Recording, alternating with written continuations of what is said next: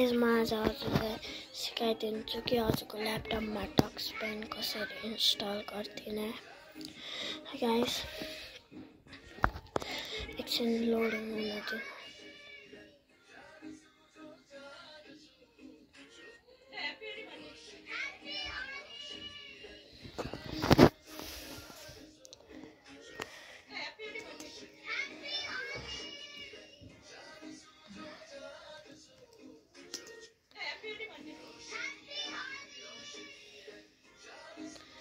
Touch pain कसरी guys म हजुरलाई टाइममै सिकाइदिन्छु है गाइस। र पहिला सर्च करने टच पेन डाउनलोड।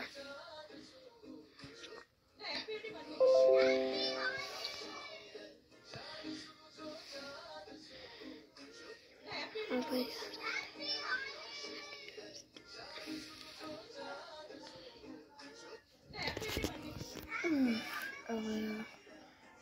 तल जाने, तल गएपछि यो क्लिक विन्डोज हो कि होइन। ल अब त्यो आइसक्यो। ल अब यो 6 क्लिक गरिदिनु। अब यहाँ हामीहरूको डाउनलोडिङ स्टार्ट हुन्छ है गाइस।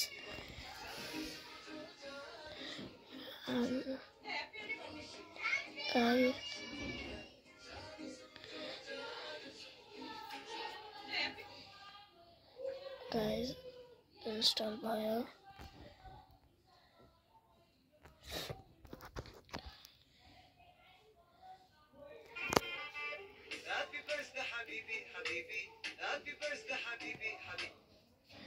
ल फाइलमा जाऊँ।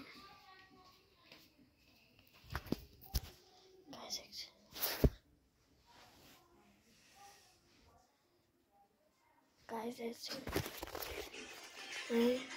डाउनलोडमा जाने। अब यो टच पेनमा इन्स्टल गर्ने।